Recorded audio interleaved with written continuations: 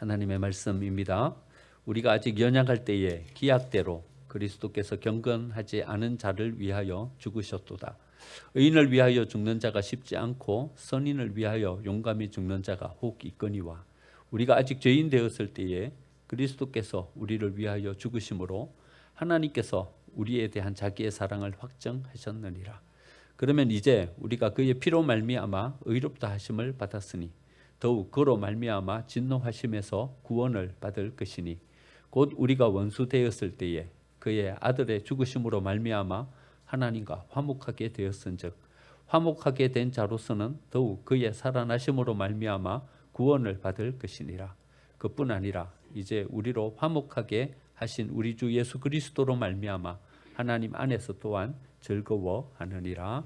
아멘. 성탄절입니다. 꽁꽁 얼어붙은 기온이 우리의 마음까지 꽁꽁 얼어붙게 만듭니다.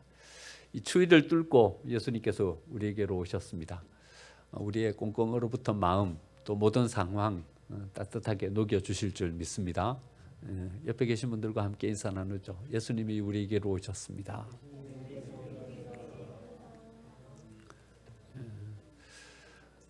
예수님이 우리에게로 오셨습니다. 어디로 오셨습니까? 우리의 연약함의 자리로 오셨습니다. 6절 보니까요. 우리가 아직 연약할 때에 기약대로 그리스도께서 우리에게로 오셨다 말씀하십니다. 연약한 부분, 이 부분은요. 우리 스스로는 좀 감추고 싶은 부분입니다. 다른 사람들에게는요. 연약함이 좀 거추장스러운 어떤 그런 부분입니다. 여러분 어떤 사람과 사귀고 싶어 하십니까? 좀 힘 있는 사람, 좀 능력 있는 사람과 사귀고 싶습니다. 어떤 사람과 관계 맺고 싶으십니까? 좀 재력도 있고 능력도 있는 사람과 관계 맺고 싶은 마음입니다. 왜냐하면요, 그래야 좀 도움을 받을 수 있으니까요. 그래야 우리가 좀 어려울 때 힘이 될 수 있으니까 말이죠. 우리는요 다 이런 마음을 가지고 사람들과 관계를 맺습니다. 목양실에 앉아 있으면요 일주일이면 보통 한 두세 분 정도 목양실을 찾아오시는 분들이 계셔요. 뭐 정기적으로 꼭 빼놓지 않고 오시는 분들도 계셔요. 이 작은 교회까지 어째 찾아오시냐 싶은 마음이 들어서 1,000원짜리 지폐로 이렇게 바꿔놔요. 동전만 드리기가 좀 죄송해서 1,000원짜리 지폐로 이렇게 바꿔놓는데 그날따라 제가 외투를 바꿔 입고 오는 바람에 지갑을 집에다 놓고 왔어요. 늘상 오시는 분이에요. 그날 오시는 분이. 뭐 시간도 거의 정해져 있어요. 그 시간대만 오셔요. 그런데 뭐 이래저래 분주하게 이렇게 지내다 보니까 그냥 준비를 못했어요. 그래가지고 오셨는데 좀 사정을 말씀드렸어요. 아이고 오늘 제가 외투를 바꿔 입고 오는 바람에 지갑을 안 가지고 왔습니다. 다음에 오실 때 오늘 드릴 것까지 2배로 드릴게요. 오늘은 그냥 가셔야 되겠습니다. 아니 이분과 거의 뭐 1년 가까이 그냥 우리 교회를 오신 분이기 때문에 이제는 얼굴도 익숙해져 가지고요. 밖에서도 만났어요. 밖에서 만나니까 이분이 꼭꼭 저한테 인사를 하더라고요. 저도 요즘 건강이 좀 어떠시냐고 인사를 하고 이렇게 지낼 만한 어떤 그런 관계가 되신 분이에요. 그런데요. 그날 받을 것을 못 받자 저한테 걸쭉하게 욕을 한마디 해놓고 가셨어요. 이분이 우리에게로 오시는 이유는 제가 그분을 만나는 것과는 사뭇 다르다 이 생각을 가졌어요. 목적이 다른 거예요. 서로 만나는 목적이 다른 거예요. 그러니까요 자기가 얻을 것을 못 얻고 가자 그냥 마음에 좀 성질이 난 거예요. 마음에 좀 이런 서운한 마음이 든 거예요. 그러니까 그 서운한 마음을 그냥 거기다가 내놓고 가신 거죠. 여러분 우리가 어떤 사람을 만나는 목적이요 이런 데 있으면 좀 곤란하지 않겠는가 하는 생각을 해보게 되는 것입니다. 여러분 주위에 있는 사람들이 연약한 것이 좀 약간 거슬리십니까? 주위에 있는 사람들의 어떤 부족함이 좀 마음에 약간 신경질적인 어떤 그런 마음으로 이렇게 느껴지십니까?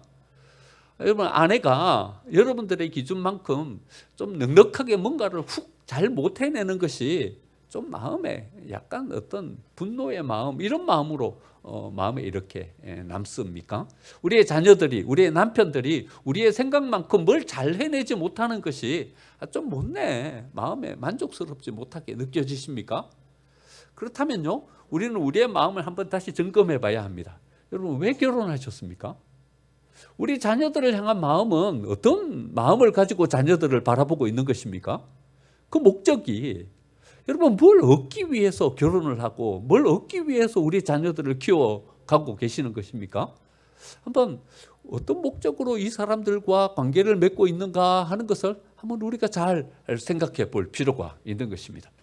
여러분 우리의 목적이 다르면요 연약해도 여러분 그 자리로 뛰어갈 수 있는 것입니다. 연약해도 그 부분을 우리가 끌어안고 갈 수 있는 것입니다. 지수가 6학년 때예요. 학교에서 잘못 넘어져가지고 코뼈가 부러졌어요. 학교에서 연락이 왔는데요.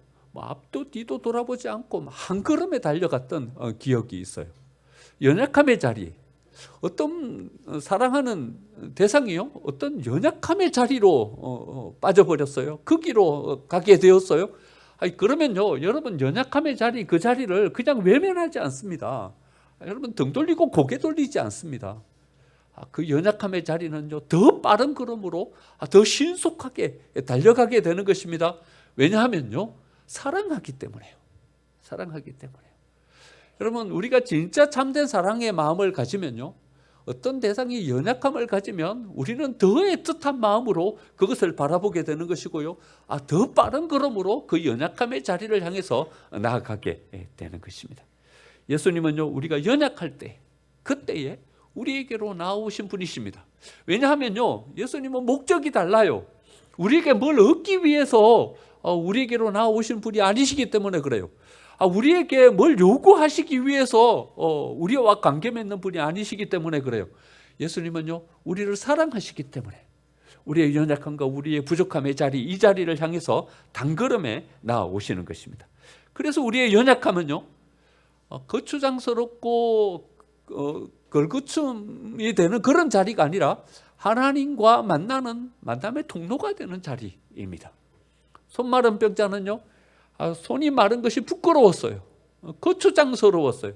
늘상 이것은 사람들 앞에 내놓기가 어려운, 숨기고 다니는 그런 부분이었어요. 손 마른 병이 걸렸으니까는요, 회당에 나아갔는데도 회당 가운데로 나아가지 못하고 저 구석에 앉아서 그냥 귀 기울여서 고개를 푹 숙이고 예수님의 말씀만 듣고 있었어요. 그런데 예수님이 그 손 마른 병자를 불러 일으키시는 겁니다. 저 구석에 앉아있는 손 마른 병자를 회당 그 가운데 오게 하십니다. 그리고는 그 손 마른 병을 고쳐주십니다. 여러분 부끄러워서 다른 사람 앞에 나아가지도 못하고 저 구석에서 고개 숙이고 앉아 있었는데, 오히려 손 마른 병이라는 이 통로를 통해서요, 그는 사람들 앞에 설 수 있었고요, 그것을 통해서 예수님을 만날 수 있는 통로가 되었던 것입니다. 38년 된 병자, 그 사람은 그의 인생을 포기해버렸어요. 이번 생은 망했어요. 요즘 뭐 그런 말 아이들이 쓰더라고요. 이번 생은 폭망했다. 이 폭망, 그게 이번 생은 완전히 복상망했다. 희망이 없다, 이런 말이더라고요. 약간 불교적인 냄새가 나는 것 같아서 좀 그렇긴 하지만, 이 38년 된 병자도요, 이번 생은 희망이 없어요. 여러분 38년 동안 병에서 붙잡혀가지고 더 이상 이제 자기 인생에 대한 어떤 재기, 희망, 그런 것은 생각할 수 없는 그런 생이었어요. 그런데요, 축제가 열린 거예요. 모든 사람들은 그 축제를 향해서 다 예루살렘 성전으로 모였어요. 아니 옆에 같이 했던 사람들조차도 이제는 텅 빈 쓸쓸함만 남은 그런 자리였어요. 그런데요, 그 자리로 예수님이 찾아오시는 거예요. 모든 사람들은 축제가 있는, 화려함이 있는, 기쁨과 환희가 있는 그곳을 향해서 다 나아갔는데, 쓸쓸함의 빈자리, 그 자리로 예수님이 자기에게로 나오신 거예요. 이번 생은 망했다, 이래 생각했는데 그 연약함의 그 통로를 통해서 예수님이 자기를 만나 주신 거예요. 그리고는요, 그 질병에서 자기를 고쳐주시는 거예요. 그리고는 다시 시작할 수 있도록, 다시 희망을 가질 수 있도록 자기의 삶을 다시 세워주시는 거예요. 그 자리를 들고 일어나라고, 그리고는 너의 삶, 포기했던 그 삶의 자리로 다시 향해서 나아가라고 예수님이 다시 희망을 주시는 거예요. 연약함의 자리, 부족함의 자리, 그것은 거추장스러운 자리가 아니라요, 좀 걸거치는 어떤 그런 대상이 아니라 오히려 우리가 예수님을 만날 수 있는, 하나님이 우리를 향해서 나아오시는 은혜의 통로가 되는 줄 믿습니다. 우리 또한 이제는 다른 사람들을 향해서 바라볼 때 우리는 이런 마음을 가지고 바라봐야 하는 것입니다. 여러분, 연약함의 자리는 외면하는 자리가 아니라 우리가 관심을 가지고 나아가야 되는 자리인 것입니다. 다른 사람의 부족함, 그것은 좀 내가 받아들이기가 거추장스럽고 어려운 그런 면이 아니라 오히려 우리가 관계 맺고 그 사람들을 향해서 나아가야 되는 자리인 줄 믿습니다. 사랑하면요, 사랑하면 그 대상에 대한 관심을 가지게 되는 것이고요, 관심을 가지면 그 사람의 연약함이 보이는 것이고요, 그 연약함을 바라보면 우리는 그 사람의 필요를 알고 그 사람을 향해서 나아갈 수 있게 되는 것입니다. 관심을 가지고 우리는 사랑해야 합니다. 남편이요, 자기 아내가 어째 변해도 무관심해가지고 그 아내의 변화를 알아채지 못하는 남편이 있었어요. 아내가 머리를 짧게 자르고 파마까지 해가지고 왔는데 남편이 도무지 파마를 했는지조차도 알지를 못하는 거예요. 그래가지고 머리에 손을 이렇게 갖다 대고 남편을 불렀어요. 여보, 불렀는데 남편이 이렇게 보더니 당신 머리 아파? 이렇게 말하는 거예요. 그래가지고 대판 싸웠다는 거예요. 아니, 힌트까지 줬는데도 모르는 거예요. 아니, 내뱉는 말이 어디 머리 아파? 이러고 있는 거예요. 대판 싸웠다는 거예요. 한 몇 주가 지났어요. 근데 지금 이번에는 진짜 머리가 아픈 거예요. 머리가 너무 아파가지고 또다시 남편을 불렀어요. 여보 불렀더니 남편이 와가지고 하는 말이 당신 머리 했어? 이러더라는 거예요. 도무지 여러분, 아내에게 관심을 기울이지 못하는 남편인 거죠. 여러분, 관심을 좀 가져보세요. 예수님이 우리에게 연약함의 자리로 오히려 나올 수 있었던 것은요, 우리에 대한 관심인 거예요. 우리에 대한 관심인 거예요. 관심을 가지고 보니까 우리의 연약함이 보이는 거예요. 그 연약함 때문에 고난받고 어려워하고 있는 우리의 삶이 보이는 거예요. 그리고는 그 필요를 채우기 위해서 예수님은 우리에게로 오시는 거예요. 우리에게로 예수님이 이런 모습으로 오셨다면 우리 또한 이런 사랑의 모습을 가지고 이웃을 향해서 나아갈 수 있어야 하는 것입니다. 성탄절은 이웃의 연약함의 자리를 발견하는 시간입니다. 이 연약함을 발견하고 나아갈 때 비로소 우리는 예수님이 우리를 찾아오신 그 사랑의 모습을 가지고 우리도 세워지게 되는 줄 믿습니다. 예수님은요, 우리가 죄인 되었을 때 우리를 찾아오셨어요. 8절 말씀 보니까요, 우리가 아직 죄인 되었을 때에 그리스도께서 우리를 위하여 죽으심으로 하나님께서 우리에게 대한 자기의 사랑을 확정하셨다, 이렇게 말씀하십니다. 우리가 죄인 되었을 때에, 여러분, 우리가 죄인 되었을 때 이 자리는 어떤 자리입니까? 우리가 정도의 길을 벗어난 거예요. 하나님이 우리에게 바라고 계시는 그 자리에 우리가 온전하게 세워지지를 못하는 거예요. 우리가 죄인 되었을 때에 하나님이 우리에게 율법으로 주신 그 삶의 자리, 우리가 있기를 원하는, 우리가 가기를 원하는 그 길에서 우리가 벗어난 거예요. 우리가 죄인 되었을 때에. 하지만요, 우리의 이 연약함을 하나님은 넉넉한 마음으로 용납하신 거예요. 수용하신 거예요. 우리를 받아주신 거예요. 우리가 그 길을 벗어났지만 하나님은 우리를 받아주시는 거예요. 하나님은 우리가 세워지기를 원하는 그 자리에 서지 못하지만 그럼에도 불구하고 하나님은 우리를 받아주시는 거예요.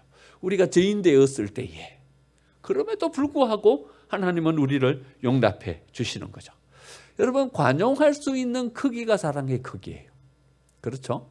여러분, 우리가 얼마만큼 용납할 수 있습니까? 얼마만큼 받아줄 수 있습니까? 관용할 수 있는 크기가 사랑의 크기입니다. 여러분, 우리가 손자 손녀들에 대해서 우리가 얼마만큼 너그러운지를 한번 보시죠. 여러분, 인색하신 분들도요, 손자 손녀들에 대해서는 얼마나 넉넉하신지 몰라요. 나는 못 먹어도 손자 손녀는 먹여요. 그렇죠? 나는 못 써도 손자 손녀들을 향해서 쓰는 돈은 하나도 아깝지가 않아요. 넉넉하게 쓰는 거죠. 아무리 엄한 분들도요, 손자 손녀들에 대해서는 너그러운 마음을 가지고 대하시는 거죠. 저희 할아버지가요, 엄하기로 아주 소문나신 분이에요. 저희 큰아버지가요, 저희 고모가 할아버지 앞에 잘 못 가요. 그냥 호통을 치시고 그러신 분이셨어요. 그런데요, 저한테는 얼마나 너그러우신 분인지 몰라요. 저는 큰아버지 고모가 이해가 안 됐어요. 왜 할아버지한테 저렇게 절절매시지 하는 그런 마음을 가졌어요. 할아버지한테 이런 말을 했어요. 할아버지, 자전거가 가지고 싶어요. 그랬더니요, 할아버지가 그 다음 날 바로 쌀을 한 가마니 지고 시장으로 가셨어요. 그때만 해도 저희 집 앞으로 버스가 다니질 않았어요. 그래가지고는 그 쌀을 지고 오리는 걸어 가셔야 돼요. 그런데 그 쌀을 지고요, 오리를 걸어 가셨어요. 가가지고는 그 쌀을 팔아가지고는 자전거를 사갖고 오셨어요. 그때만 해도요, 70년대 초반 보릿고개가 있던 시절이었어요. 그런데 손자가 가지고 싶다 그러니까 쌀을 팔아가지고 세발 자전거를 등짐에 메고서 또 그걸 지고 오셨어요. 저희 마을의 첫 번째 세발 자전거였어요. 여러분, 사랑하면요, 받아들이는 거예요. 사랑하면요, 용납하는 거예요. 사랑하면요, 넉넉하게 어떤 요구를 품고 나아갈 수 있는 거예요. 이게 사랑인 거예요. 여러분, 얼마만큼 용납할 수 있으세요? 그게 사랑의 크기예요. 여러분, 여러분들의 남편과 아내를 얼마만큼 받아들이실 수 있으세요? 그게 사랑의 크기예요. 사랑의 크기보다 더 큰 무언가가 발견되니까 우리는 거기에서 다툼을 가지고 거기에서 갈등을 빚는 거예요. 여러분, 우리의 사랑이 작은 거예요. 더 큰 사랑을 가지고 나아가면요, 품을 수 있는 거예요. 여러분, 우리의 동료들과 왜 다툼을 가지고 왜 갈등을 가지는 것이죠? 우리 동료들이 가지고 있는 그 문제를 우리가 품을 수 있는, 용납할 수 있는 사랑의 크기가 작은 거예요. 우리가 더 큰 사랑을 가지고 나아가면 여러분, 이런 갈등과 이런 어려움들도 우리는 넉넉하게 용납하고 이길 수 있게 되는 것입니다. 여러분, 하나님의 기준에 우리를 맞추기가 얼마나 어렵습니까? 하나님이 우리에게 뭔가 말씀을 주실 때요, 그 말씀이 우리랑 맞지 않는 어떤 부분이 이렇게 주어지면요, 우리는 그것을 부담스럽게 생각하고 아주 어렵게 생각합니다. 그래서요, 하나님의 말씀에 대한 어떤 거부감의 마음을 가지고 이렇게 서는 것이죠. 왜냐하면요, 그것을 우리의 마음 가운데, 우리의 삶 가운데 받아들이기가 무척이나 어려운 거죠. 여러분, 말씀이 어렵기 때문에 그럴까요? 저희 할아버지를 보니까는요, 저는 반대로 이런 생각을 가지게 되었어요. 어쩌면 우리가 하나님을 향한 사랑의 마음이 크지 않아서 그런 것은 아닌가? 이런 생각을 가지게 된 것입니다. 여러분, 하나님께서 우리를 향해서 가지고 오신 사랑의 마음, 우리를 넉넉하게 품고 용납할 수 있는 어떤 사랑의 크기를 가지고 우리에게로 나오시듯이 우리 또한 하나님을 향하여서 그런 마음을 가지고 나아간다면 어쩌면 하나님의 말씀도 품을 수 있는 그런 마음을 가지고 하나님 앞에 서게 되지 않을까요? 우리가 넉넉하게 관용하면서 나아간다는 것은요, 어쩌면 우리의 삶의 속도를 맞추는 것이다 생각합니다. 하나님이 저만큼 앞서가시면서 우리를 이끄시면요, 우리는 좀 더 빠른 걸음으로 다름질하면서 그것을 향해서 나아가는 것입니다. 하나님을 향하여서는요, 사도 바울은 나는 다름질하면서 간다 이렇게 표현하듯이 우리는 쫓아 그 길을 향해서 나아가야 하는 것이고요. 이웃을 향해서는요, 여러분, 우리의 삶의 속도를 좀 늦추어서 우리를 따라오지 못하는, 야, 너 왜 그 길까지밖에 못 가냐, 좀 빨리 달려라, 이것이 아니라 우리의 삶의 속도를 좀 늦추어서 이웃과 함께 보조를 맞추며 나아갈 수 있도록 우리의 속도를 조절하는 것입니다. 제 아는 친구 가운데 어떤 목사님이 이런 말을 하는 걸 들었어요. 거기 노 권사님이 한 분 계시는데, 지하철을 타고 이제 교회를 오시기 위해서 오시는데, 이 계단을 쭉 내려오시는데 지하철이 막 들어오는 소리가 나는 거예요. 그러니까 뒤에 오던 청년이 그 지하철 안 놓치고 타려고 휙 하며 지나가다가 권사님을 툭 치고 지나간 거예요. 계단에서 그냥 굴러 떨어졌어요. 그래서 권사님이 다리가 부러져 버렸네요. 그런데 그 청년은 지하철을 타고 가버리고요, 권사님은 다리가 부러졌어요. 연세가 80이 되신 권사님의 다리가 부러지고 나니까 이거는 너무나도 어려운 상황이 돼버린 거예요. 그래가지고는 영 회복하지 못하고 계신다, 이 이야기를 들었어요. 여러분, 어떤 분은요, 느리게 갈 수밖에 없는 상황인 분들이 계셔요. 연세가 드셨을 수도 있어요. 아니면 몸이 불편할 수도 있어요. 건강이 안 따라줄 수도 있어요. 우리는 청년이어서 휘잉하니 훅 달려갈 수도 있는 건강과 체력을 가졌지만 어떤 분들은 그런 건강과 체력이 없어서 빨리 못 가시는 분들이 계시는 거예요. 그런데 우리는 훅 하면서 저 앞에 나아가서 저 뒤에 오시는 분들을 향하여서 이야기하는 것입니다. 왜 빨리 못 오냐고, 왜 빠른 걸음으로 속도를 못 맞추냐고 이렇게 이야기하는 거죠. 여러분, 우리가 사랑한다는 것은요, 어쩌면 우리의 삶의 속도를 늦추어서 그 뒤따라 오시는 분들과 함께 보조를 맞추어 가는 것입니다. 우리가 아직 죄인 되었을 때에 그리스도께서 우리를 위하여 죽으심으로, 이 말씀은요, 예수님이 우리를 향하여서 삶의 속도를 이만큼 늦추신 거예요. 하나님은 말씀으로 우리를 이만큼 채찍질하시면서 기준을 제시해 주고 계시지만 우리는 그 정도의 길을 가지를 못하는 거예요. 하나님이 서 계시기를 원하는 그 자리에 서지를 못하는 거예요. 그럼에도 불구하고 하나님은 우리에게로 나오셔서 속도를 늦추시고 보조를 맞추시면서 여기까지 오신 것입니다. 진짜 사랑은요, 저 앞서가면서 빨리 오라고 부르는 것이 사랑이 아니라 그 걸음을 늦추어서 우리와 함께 보조를 맞추어서 가는 것, 이게 진짜 사랑인 것입니다. 예수님이 이런 사랑으로 우리를 찾아오셨다면 우리 또한 이런 사랑으로 이웃을 찾아가야 할 것입니다.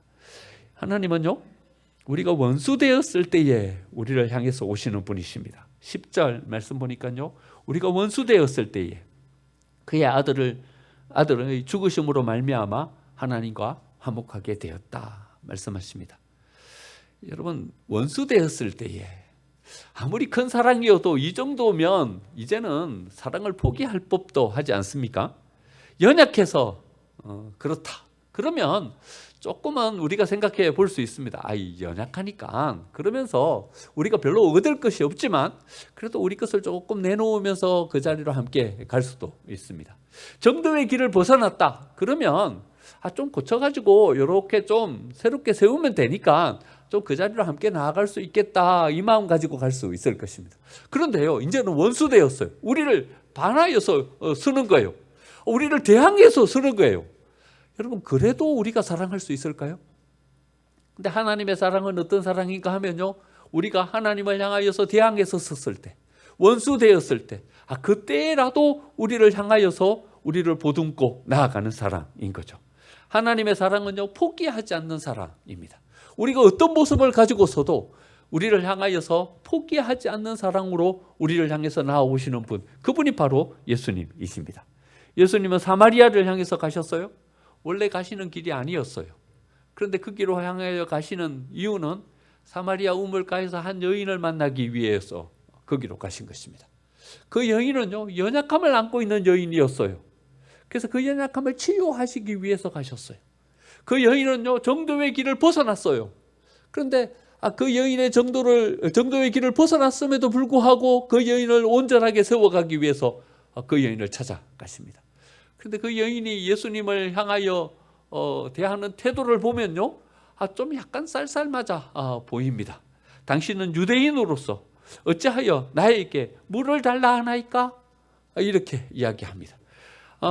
당신은 물길을 걸어도 없는데 이 우물은 깊은데 당신이 어떻게 나한테 생수를 주겠습니까? 라고 반문합니다. 당신이 야곱보다 더 크니까? 반문합니다. 이 요한복음을 쭉 읽어보면요, 여인이 그 예수님을 향하여 대하는 태도가 상당히 불손하다, 이런 마음을 가지게 됩니다. 당신을 치유하기 위해서 왔는데 아무도 만나주지도 않는 자기를 향하여서 만나주기 위해서 왔는데 어째 예수님을 향하여 이렇게 불손한 마음으로 예수님을 대할 수 있을까 하는 마음을 가집니다.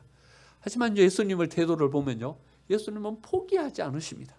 포기하지 않으시고 어떤 태도와 어떤 마음가짐을 가지고 자기에게 나오던 그 여인을 또 구스르고 그 여인을 향하여서 또 포용하고 그 여인을 향한 사랑의 마음을 포기하지 않고 그 여인을 향해서 나아가는 예수님을 보게 되는 것입니다. 하나님께서 우리를 향하여 가지고 계신 사랑은요, 포기하지 않는 사랑입니다. 우리가 비록 예수님을 향해서, 하나님을 향해서 원망의 마음을 가지고 하나님을 욕하며 설지라도 하나님은 우리를 포기하지 않는 사랑으로 우리를 맞아주시는 줄 믿습니다. 모정의 세월이라는 신문 기사를 읽었습니다. 강원도, 전라도 광주에 있는 101살 박공랑 할머니 이야기입니다. 이 할머니가요, 86세의 딸 조희순 할머니를 모시고 살아요. 자기는 101살이고요. 딸은 68세예요. 그런데 101살 박공랑 할머니가요, 모든 일을 다 해요. 빨래도 하고 청소도 하고 밥도 하고 다 해요. 왜 그러냐 하면요, 68세의 조희순 할머니는 움직일 수가 없어요. 4살 때 아이를 잘못해갖고 떨어뜨렸어요. 떨어뜨렸는데 목을 다쳤어요. 목을 다쳐갖고 목의 중추신경이 끊어져 버렸어요. 그래가지고 전신마비가 돼버렸어요. 그때부터 64년 동안 자기 딸을 돌보는 것입니다. 여러분, 그 중간중간에 얼마나 많은 일들이 있었겠습니까?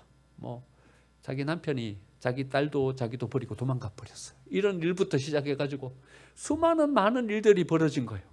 그런데도 불구하고 101세 이 박공랑 할머니는요, 자기 딸을 포기하지 않는 거예요. 포기하지 않는 사랑으로 그 딸을 돌보는 거예요. 이제는 101살, 자기 몸을 가누기도 힘든 상황이 돼버렸어요. 그런데도 불구하고 자기는 죽을 수가 없어요. 죽을 수가 없어요. 68세 된 자기의 몸을 전혀 움직일 수 없는 이 딸을 놓고 어떻게 죽어요? 죽을 수가 없는 거예요. 이 박홍랑 할머니가 101살까지 장수하는 비결은요, 장수한 비결은 이걸 놓고 갈 수가 없는 거예요. 죽을 수가 없는 거예요. 모정의 세월이라는 제목으로 신문 기사가 났어요. 한번 여러분 검색해서 한번 찾아보시죠. 여러분, 이 사랑을 보면서 저는 이런 사랑을 했어요. 이게 하나님의 사랑이 아닌가? 우리를 향한 하나님의 사랑이 아닌가라는 마음을 가져보게 되는 것입니다. 하나님은요, 우리를 향하여 포기하실 수 없는 것입니다. 우리가 어떤 모습을 가지고서도요, 하나님을 향하여 불손한 마음을 가지고서도 말입니다.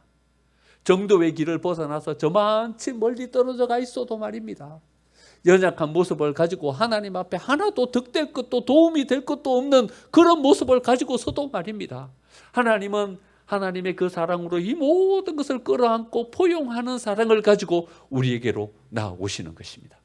오늘 예수님이 우리에게로 오셨습니다. 여러분, 어째 오셨습니까?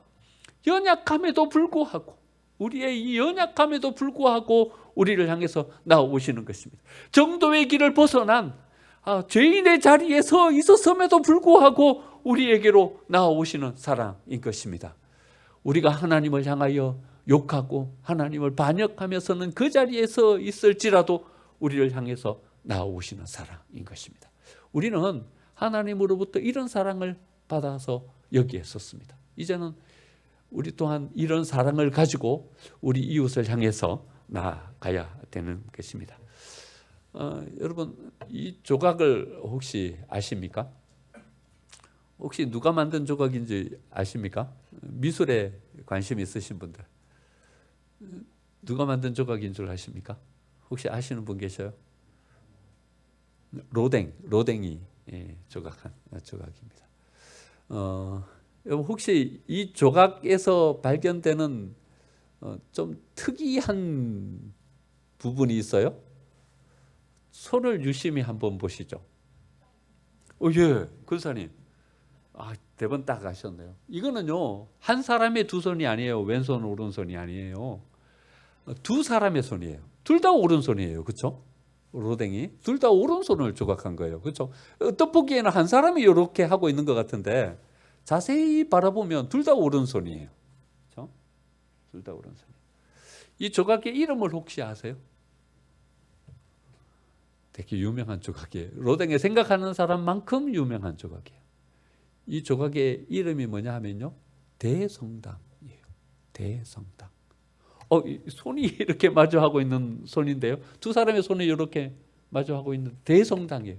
고딕에 멋진 막 높은 어떤 철탑에 이런 조각을 해놓고는 대성당 이래야 맞는데, 두 사람의 손을 이렇게 서로 마주하고 있는, 서로를 향해서 기울여져 있는 이 모습을 이렇게 조각해놓고 로댕은요, 이 조각의 이름에다 대성당이라고 이름을 붙였어요. 로댕이 어떤 마음으로 이 조각에다가 대성당이라고 붙였을까요? 로댕은 이래 생각한 겁니다. 진짜 큰 교회는 어떤 교회가 진짜 큰 교회인가? 진짜 큰 교회는 건물이 큰 교회가 진짜 큰 교회가 아니라는 거예요. 예수님이 우리를 향해서 나오고 계시는 이 사랑의 마음, 그 마음을 가진 교회가 진짜 큰 교회다, 이렇게 바라본 거죠. 진짜 큰 교회는요, 사람이 많이 모이는 교회가 진짜 큰 교회가 아니라 단 두 사람이라 할지라도 진짜 참된 사랑을 가지고 세워진 교회, 그 교회가 진짜 큰 교회다, 이렇게 바라본 거죠. 이 조각이 우리에게 툭 던져주는 메시지가 큰 거죠. 여러분, 성탄절 아침에 우리가 한번 우리의 마음을 이렇게 한번 점검해 봤으면 좋겠습니다. 큰 교회가 되기를 원합니다. 여러분, 어떤 교회가 큰 교회입니까? 자기 건물 가지고 넉넉한 예산 가지고 큰 건물 가지면 큰 교회입니까? 어떤 교회가 큰 교회입니까? 사람 숫자가 많이 모여서 빼곡하게 썰물처럼 밀물처럼 몰려왔다가 예배드리고 예배 마치고 나면 막 본물처럼 세상을 향해서 나아가는 교회가 큰 교회입니까? 로댕이 바라보는 큰 교회는 그 속에 진짜 참된 하나님의 사랑의 마음을 가지고 있는 교회가 큰 교회다, 이렇게 봤습니다. 이 조각의 이름이 대성당입니다. 여러분, 우리 교회가 큰 교회가 되기를 원합니다. 하나님이 우리에게 이런 사랑의 마음을 가지고 나오셨듯이 우리 또한 이런 사랑의 마음을 가지고 선다면 우리 교회도 대교회가 될 줄 믿습니다. 이런 사랑의 마음을 가지고 서서 우리에게로 찾아오신 그 예수님의 사랑을 우리의 가슴에 품고 이런 사랑의 마음을 가지고 우리의 삶을 복되게 살아드리는 저와 여러분의 삶이 되시기를 간절히 축원드립니다. 아멘.